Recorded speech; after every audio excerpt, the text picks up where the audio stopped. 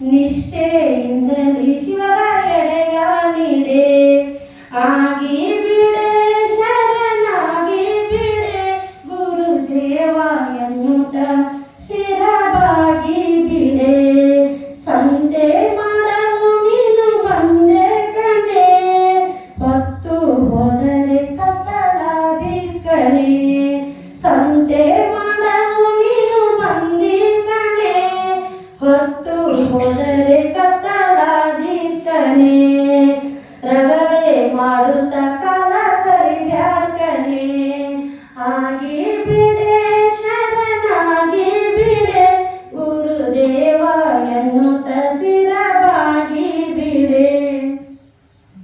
ನಾವು ಒಮ್ಮೆ ಗುರುವಿಗೆ ಶರಣಾಗತಿ ಆದಿವಿ ಅಂದ್ರೆ ದುಷ್ಟ ಗುಣಗಳನ್ನ ಅರಿಷಡ್ ವರ್ಗಗಳನ್ನ ವಿಷಯಾದಿಗಳಲ್ಲಿ ಚಿಂತನೆಯನ್ನು ಬಿಟ್ಟು ಗುರುವಿಗೆ ಶರಣಾಗತಿ ಆದಿವಿ ಅಂದ್ರೆ ನಮ್ಮ ಜೀವನವೇ ಹೆಂಗಾಕೈತಿ ಅಂದ್ರೆ ಒಂದು ಸುಂದರವಾದ ಭೂತೋಟ ಆಗಣಕೈತಿ.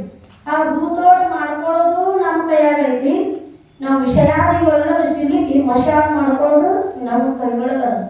ಈ ಮಶಾನದೊಳಗಡೆ ಸುಖ ಆಯ್ತಂತ ತಿಳ್ಕೊಂಡ ನಾವು ಏನ್ ಮಾಡಕತ್ತೀವಿ ಅಂದ್ರೆ ಗುರುವಿನ ಮರೆಯಾಕತ್ತೀವಿ. ತವಣಪ್ಪನ ಪರೀಕ್ಷೆ ಚಾಲು ಆದ್ರಿ. ಅವ ಲಂಗೋಟಿ ಮ್ಯಾಗ ನಿಂತಾಗ ಈ ನವಲಗುಂದದ ನಾಗಲಿಂಗ ಅಜ್ಜನವರಿಗೆ ಏನಾಕೈತಿ ಅಂದ್ರೆ ಹೊಟ್ಟೆ ಹೆಸರು ಆಗ್ತದ.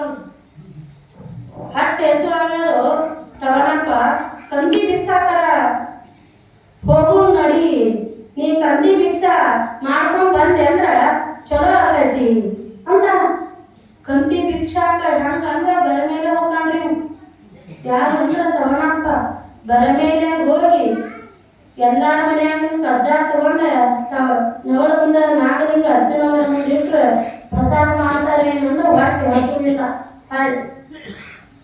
ಹೊತ್ತು ಕಟ್ ಗಂಟ ತಲೆ ಮ್ಯಾಗ ಇಟ್ಕೋ ನದಿ ಹೋಗ್ಕೊಂಡ ಆ ನದಿ ದಂಡಿಗೆ ಹೋಗಿ ಇಲ್ಲೆಲ್ಲ ಉಂಡಿದೇನಪ್ಪ ಅಂದ್ರ ಹೊಟ್ಟೆ ಹಸುವಿಲ್ಲ, ಏನ್ ಮಾಡೋದು ಕೆಲಸ ಮಾಡಂತಾರ. ಏನ ಅಂದ್ರ ಎಲ್ಲಾ ಗಂಟು ತಗೊಂಡ ನೀ ಏನ್ ಮಾಡಂದ್ರ ಆ ನದಿಯೊಳಗೆ ಹೋಗಿ ಮುಳುಗಿ ಬಾ ಅಂತ ಹೇಳ್ತಾರ. ಗುರುವೇ ನಿಮ್ಮ ಆಜ್ಞೆಯನ್ನು ಮೀರದೆ ನಡೆದವನು ನರನು ಅನ್ನಲು ಬೇಡ ಪರಮಾತ್ಮನವನು. ಗುರುವಿನ ಆಜ್ಞೆಯನ್ನ ಇವ ಏನ್ ಮಾಡಿದ, ಪಾಲನೆ ಮಾಡಿದ. ನೀರೊಳಗೆ ಹೋಗಿ ಮುಳುಗಿ ಆ ಕಜ್ಜದ ಬುದ್ಧಿಯನ್ನ ತಂದ ಆ ನವಲಗುಂದ ನಾಗಲಿಂಗ ಅಜ್ಜನವರ ಮುಂದೆ ಇಡ್ತಾರ. ಅವಾಗ ಏನಾಗಿತ್ತು ಅಂದ್ರ ಆ ಅಜ್ಜ ನವಲಗುಂದದ ನಾಗಲಿಂಗ ಅಜ್ಜನವರು ಆ ಕಜ್ಜದ ಬುದ್ಧಿಯನ್ನ ಬಿಚ್ಚು ಅಂದಾಗ ಅಲ್ಲೊಂದು ಆಶ್ಚರ್ಯ ಆಗಿತ್ತು. ಏನಾಗಿತ್ತು ಅಂದ್ರೆ ಅವರ 10 ತಲೆಮಾರುಗಳ ಕುಂದು ತಿನ್ನುವಷ್ಟು ಬಂಗಾರ ಆಗಿತ್ತು. ಅದು ಬಂಗಾರ ಯಾಕಂದ್ರ ಗುರುವಿನ ಆಜ್ಞೆಯನ್ನು ಯಾರು ಮೀರದೆ ನಡೆದಾರಲ್ಲ ಅವರ ಜೀವನ ಕಲ್ಯಾಣ ಆಗೈತಿ.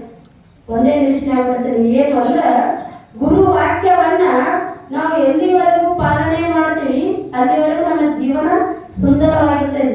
ಗುರು ವಾಕ್ಯ ಪಾಲನೆ ಮಾಡಲಿಲ್ಲ ಅಂದ್ರೆ ನಮ್ಮ ಜೀವನ ಅಸ್ತವ್ಯಸ್ತ ಆಗೈತದೆ. ನಮ್ಮ ಸಂಸಾರಗಳ ತಾಪತ್ರಯಗಳು ತೊಂದರೆಗಳು ಇದ್ರು ನಾವು ಗುರುವಿನ ನಾಮಸ್ಮರಣೆಯನ್ನು ಮಾತ್ರ ಬಿಡಬಾರದು.